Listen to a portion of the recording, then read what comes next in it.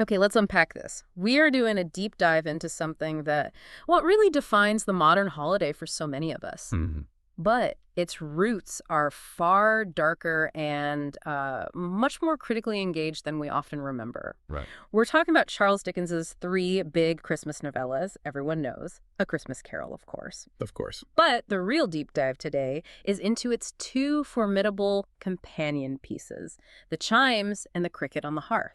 Exactly. And when you look at the source material, the contemporary reviews, Dickens's own letters, and all the literary analysis, it becomes so clear What's that? that these books, which he published between 1843 and 1845, they were never meant to be just simple, cozy holiday reading. Dickens was a man on a mission. He absolutely was. He specifically used ghost stories, fairy tales. He called it a whimsical kind of mask to awaken his characters and, maybe more importantly, the Victorian reader from what he saw as this paralyzing and dangerous social misanthropy. And that's really our mission today, to distill the core arguments, the the really surprising social critiques, and the high-stakes personal dramas inside these three books. Hmm. We want to see precisely how Dickens used the holiday season as a weapon, almost, to attack the prevailing closed mindset of his society. That self-serving belief, right? The idea held by the powerful that the poor were just inherently bad. Exactly. And our sources really give us a roadmap. They show how he structured each story so differently. One uses fear, another uses political outrage, and the third, it uses domestic trust. Yeah. But all to achieve the same moral outcome. And you just have to appreciate the staggering context here. I mean, Dickens was a writing machine. His fame was already solidified early on by the Pickwick Papers in the late 1830s. He was a superstar. A total superstar. He was known for working with this just unequaled speed. He'd often be working on several massive novels at the same time, all published first in these monthly installments. So he literally cranked out A Christmas Carol in just a few weeks to make some money. He did. But the purpose was always profound. He said the specific aim of these Christmas books was to use the spiritual energy of the season to awaken loving and forbearing thoughts. He argued that compassion like that was never out of season in a Christian land. Speaking of the author, before we can really analyze the depth of that outrage, we have to set the stage. We need to understand the world of Charles Dickens himself, and specifically where that intense social indignation came from. Absolutely. His popularity, it was just immense. And it started right away with novels like Oliver Twist and Nicholas Nickleby. He just captured the public imagination in a way that, well, maybe no author has before or since. But there was a shift, right? The sources point to a change as he got older. A definite shift. His early work was sympathetic, sure, but as he moved into his late 30s, his social criticism got significantly darker, much more biting. That's the period that gives us the later masterpieces, like Bleak House, and the deep psychological critique in Great Expectations. And the foundation for that visceral, biting criticism, it really lies in a very specific and traumatic early experience. His origin story, really. The catastrophe of 1824. That's it. That year, young Charles was just 12 years old, and he was sent to work at Warren's blacking factory. Pasting labels on shoe polish bottles. Right, pasting labels on bottles of shoe polish. Right. And this happened because his family was financially ruined. His father, John Dickens, was arrested for debt and thrown in the Marshalsea prison for 3 months. And the rest of the family went with him. They did. His mother, his siblings, they all joined his father in prison. But young Charles was forced to lodge somewhere else, alone, carrying this intense shame of being a manual laborer and being separated from his family. That experience of social degradation, of being disposable, it had to have informed his later ferocious outrage. It wasn't just a political stance for him. It was deeply, deeply personal. And that intense pace, that personal drama, it never let up. The sources show his writing pace was just feverish, even as his 23-year marriage to Catherine Hogarth was dissolving in 1858. Because he'd fallen in love with the young actress Ellen Ternan. Exactly. He was just relentlessly busy touring, writing, performing, right up until his collapse and death in 1870, leaving the mystery of Edwin Drood unfinished. His personal life was as much a whirlwind as his publishing schedule. But the real social and economic landscape he was fighting, the thing that gives weight to every starving character in these stories, was the oppressive legal backdrop of the 1834 Poor Law Amendment Act. This is the mechanism of cruelty he was battling. It's so crucial we understand this act. It is the structural villain of these books. The 1834 Poor Law was based on this Malthusian idea that, the population would always outgrow the food supply. So helping the poor was actually counterproductive in their view. That was the logic. The law specifically ended what was called out-of-door relief, which was aid given to the poor in their own homes, the very thing that allowed families to stay together. So that meant the only aid available was the workhouse. Precisely. The law forced anyone needing help to enter a workhouse, and these places were specifically designed to be places of immense discomfort and shame. The conditions were brutal, intended to be a deterrent. So miserable that people would rather starve. Exactly. They'd rather starve or die than accept that kind of aid. This system essentially criminalized poverty. It saw need not as a misfortune, but as a moral failing that required punishment and humiliation. Dickens's absolute fury at this dehumanizing system is the engine that drives all his social critiques, especially in The Chimes. So armed with this personal history of shame and this fierce indignation against a government that was deliberately inflicting suffering, he takes existing traditions, like telling good stories at Christmas. Yeah, and he breathes a new and unique vigor into them. He allows the supernatural elements, this whimsical mask, a real power to awaken characters and readers from their internal, economic, and moral misery. Which is the perfect way to transition to the cornerstone of his Christmas canon, A Christmas Carol from 1843. This is the story of salvation through fear. It is. The premise of transformation is just immediate and visceral. The supernatural elements are there for one reason: to awaken characters from social misanthropy. And we see Scrooge on Christmas Eve, busy in his counting house in cold, bleak, biting weather. Foggy withal. He actually enjoys warning all human sympathy to keep its distance. The source quotes him calling this isolation nuts to him. And that famous atmospheric description, it perfectly mirrors his interior life. The city clocks have just struck 3 in the afternoon, but it's already dark. The fog is so dense that the houses opposite are mere phantoms.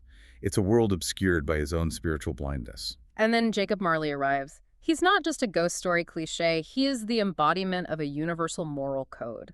His punishment is defined by his choices in life. His chains were forged in life. This is the passage that sets the rules for Dickens' supernatural world. Marley explains that the spirit within every person should walk abroad among his fellow men. If that spirit doesn't go forth in life, if you choose isolation and self-interest, it is condemned to wander after death, witnessing all the happiness it can no longer share. He confesses his spirit never roved beyond the narrow limits of our money-changing hole. That focus on the self, symbolized by those chains made of cash boxes, keys, padlocks, ledgers. It's a direct indictment of the purely economic man. And Marley suffers most at this time of the rolling year. Because it's a reminder of his greatest moral failing. He regrets that he never looked to the blessed star which led the wise men to a poor abode. He failed to see the sanctity in poverty, only seeing it as an opportunity for exploitation. He completely ignored the fundamental message of the season. And this is where that whimsical mask really begins. The 3 ghosts. They aren't just giving morality plays. They're described with this incredibly rich, often contradictory visual detail that grounds the supernatural in a way that, bypasses Victorian rationalism. Let's start with the ghost of Christmas Past. Past is a truly strange, contradictory figure. It looks like a child, yet also like an old man seen through some supernatural medium, sort of diminished to a child's size. Its hair is white as if with age, but its face has no wrinkles. And it has the tenderest bloom on its skin. It wears a white tunic trimmed with summer flowers, but it's holding a branch of holly. And it's literally the light of truth. There's a bright, clear jet of light springing from the crown of its head. Scrooge is so ashamed by the truth it reveals that he begs the spirit to be covered, to put out the light with the great extinguisher cap it's carrying. And the ghost's retort is just a punch to the gut. It is. Would you so soon put out, with worldly hands, the light I give? Is it not enough that you are one of those whose passions made this cap? Dickens is saying Scrooge's own self-interest is responsible for masking the very spiritual guidance the ghost is trying to offer. The spirit's job is your welfare. And it takes him right back to the roots of his misery. It starts with that beautiful, tragic memory of Little Fan, his sister, coming to bring him home from boarding school. It's a devastating moment. Little Fan was always a delicate creature, but she had a large heart. And then we learn she died a woman, having had one child, Scrooge's nephew. Which immediately establishes that Scrooge's present isolation is a consequence of this profound loss in his past. It makes his rejection of his nephew's kindness even more poignant. Then comes the truly critical scene, the loss of love, symbolized by his fiancée, Belle. She releases him. She notes that their contract was made when they were both poor and content. But now she sees that gain has become his singular principle. She observes that he's changed, that he weighs everything by profit now, and that he would eventually regret choosing a dowerless girl like her. She judges his future self, saying that even if he were free, she knows his repentance and regret would surely follow choosing her because he's fundamentally false to his one guiding principle, money. And this selfish principle is immediately contrasted with the pure generosity of Fezziwig's Christmas party. Oh, the joy in that scene is so physical. Fezziwig skips down from his desk with wonderful agility. The warehouse is cleared in a minute and turned into this warm, bright ballroom. During the dance, the Sir Roger de Coverley Fezziwig's calves shine like moons.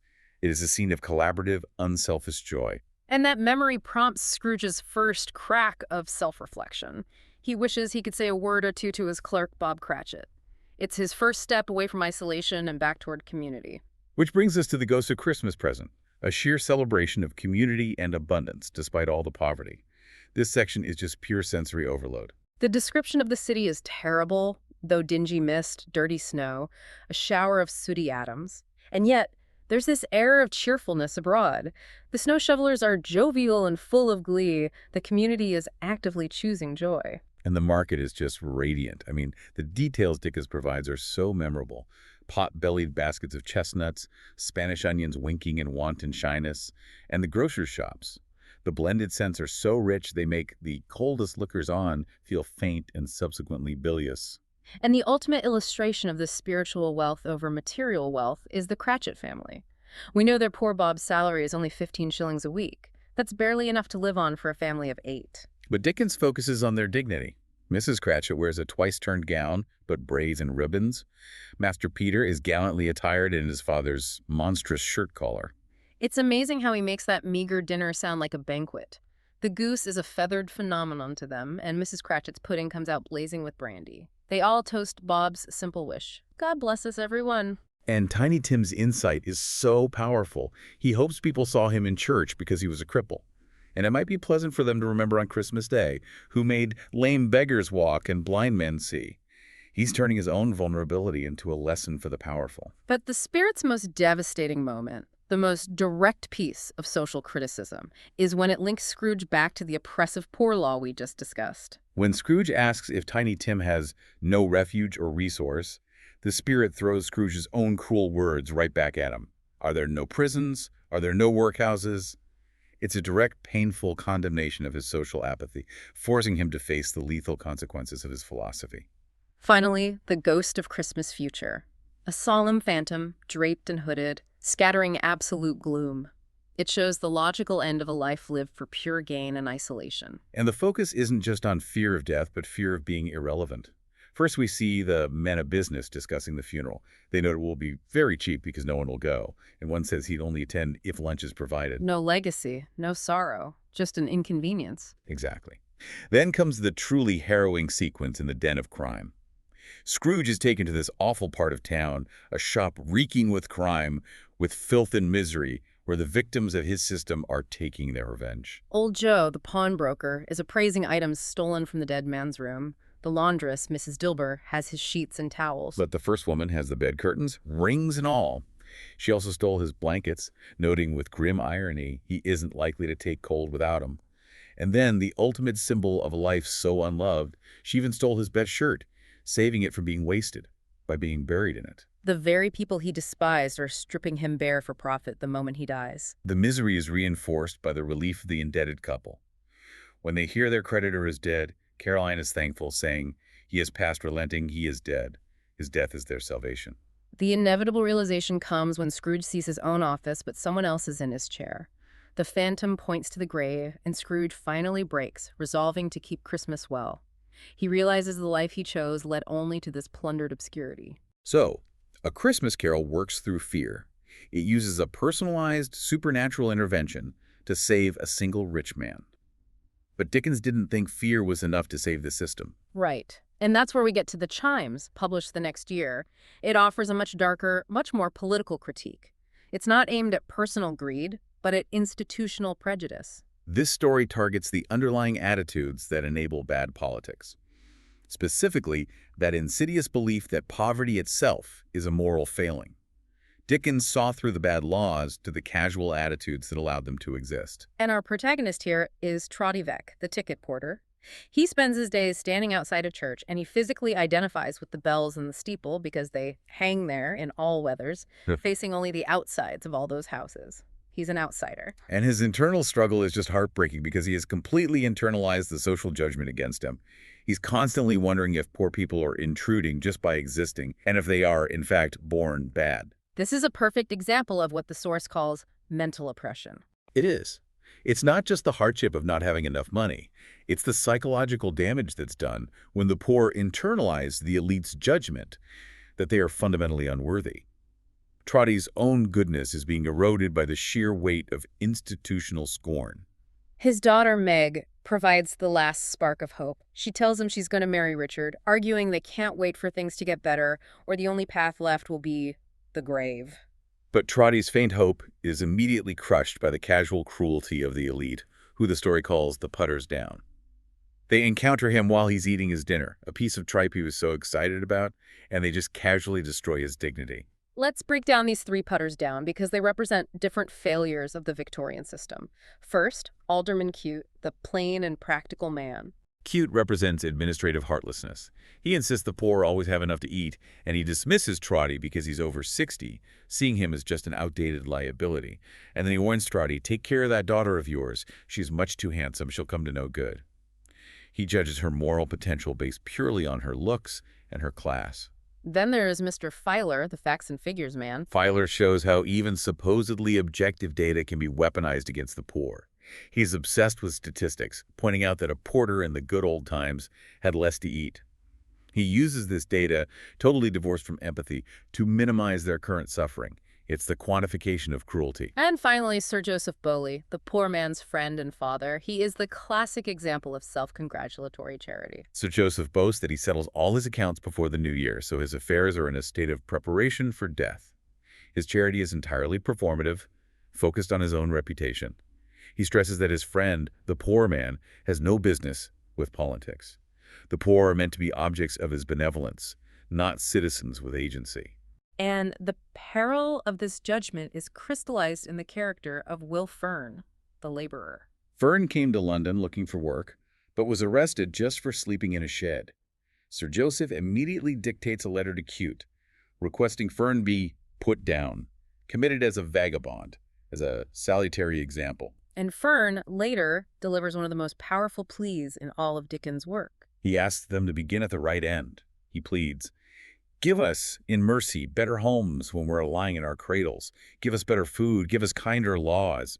And don't set jail, jail, jail for us everywhere we turn.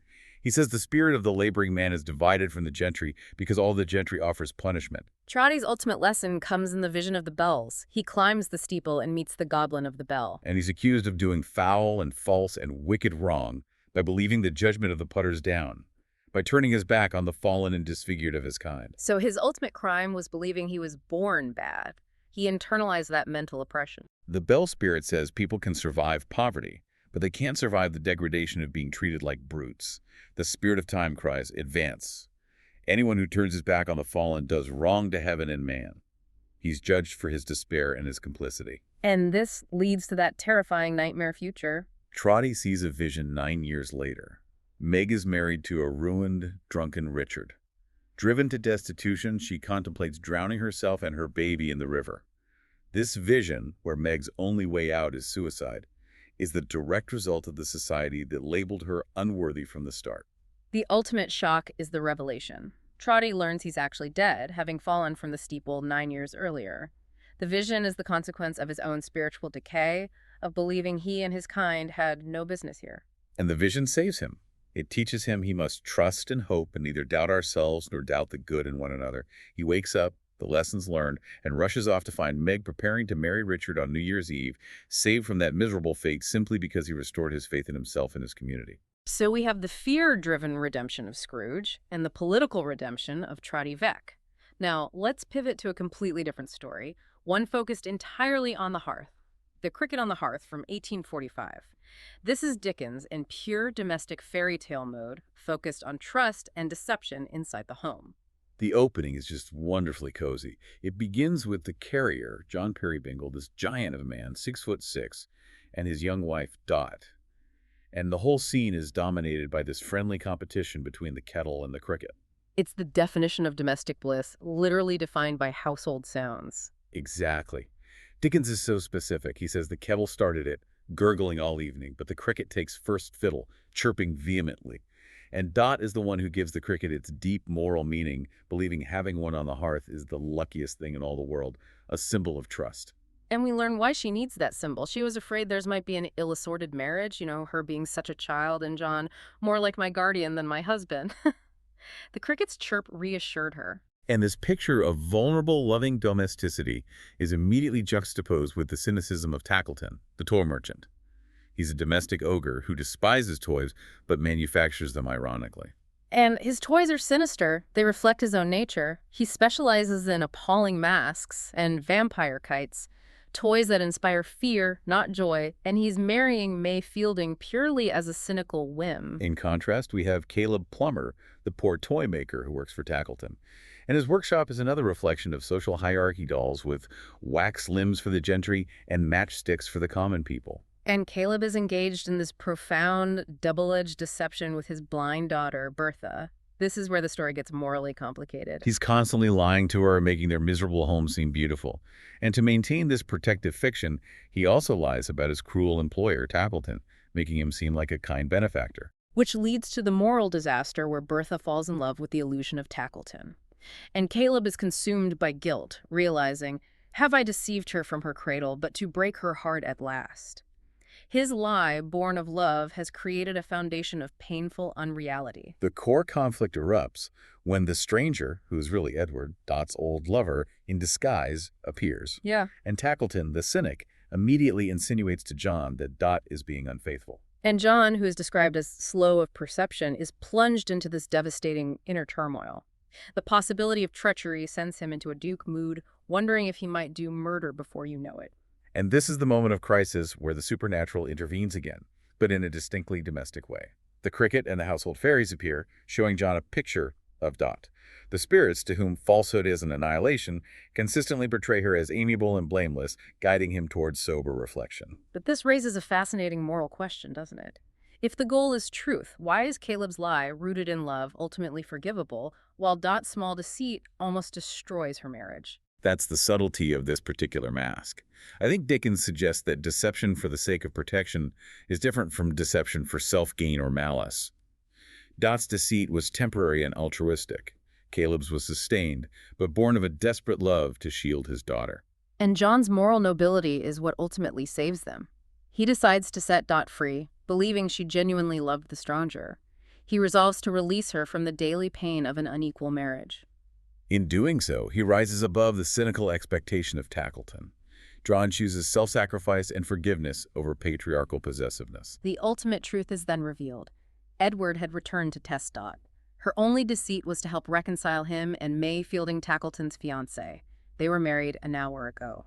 At the same time, Caleb confesses his lifelong deceit to Bertha, and her response is the moral heart of the story. She completely forgives him, saying the lie was rooted in love. She realizes the kind father she loved was always him. She exclaims, "I am not blind, Father, any longer." Her spiritual sight is restored. The story ends in happy chaos. Tackleton arrives to claim his bride and is stunned. But even the domestic ogre is touched by the magic. He returns later with a parcel of toys that ain't ugly, showing a hint of transformation. So if we step back and look at the bigger picture, what do these stories tell us about Dickens's legacy? The contemporary reception was just astonishing. A Christmas Carol was instantly lauded as a national benefit and a personal kindness. That suggests readers felt morally convicted, which is exactly what Dickens wanted. And the immediate behavioral impact is so telling. There's that famous anecdote of the Scottish philosopher who nationally does not keep Christmas Day. He was so moved after reading the book that he bought a turkey and hosted a dinner. That's fiction producing immediate, tangible social change. But the enduring critical question that follows all of Dickens's work, and especially these stories, is one of sentimentality. He lays it on pretty thick. Well, the defense is that sentimentality is necessary to move people to action. Logic and evidence, as we saw with Mr. Filer, are often not enough. To arouse emotions, to generate that personal kindness, you have to lay it on thick. It's an effective tool. But the counter-argument views it as a form of deception. You know, if the rich reader cries over Tiny Tim but goes back to exploiting the poor the next day, did the sentimentality just serve as an emotional release rather than a catalyst for real change? It's a valid debate. Regardless of where you land, the sources give us these key, critical questions that show the enduring relevance of Dickens' critiques today. For instance, do we in modern society still believe in deserving and undeserving poor? If so, who gets to decide that? Dickens showed that determination rested entirely with the powerful, the putters down, a status that guarantees bias. And how does that idea of mental oppression from the Chimes, where Trotty internalized the belief that he was born bad, relate to modern poverty? If poverty today is often accompanied by the shame of public judgment, then Trotty's struggle is incredibly contemporary. We also have to consider the question of honesty and love, from the cricket on the hearth.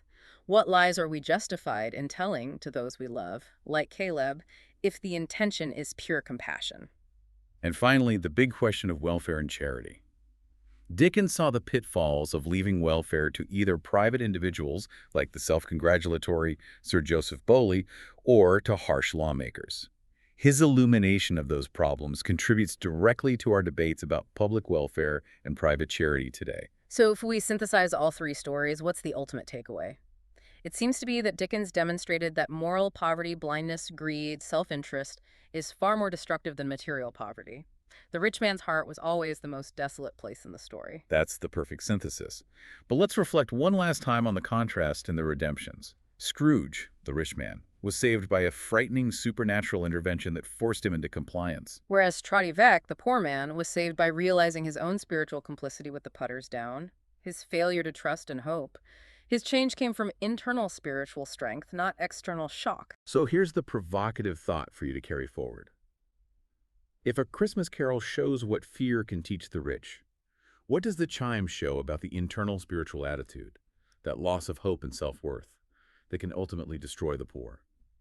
Think about how Dickens insists that true reform has to occur not just in policy, but in the heart, as you seek to correct, improve, and soften the stern realities of the world.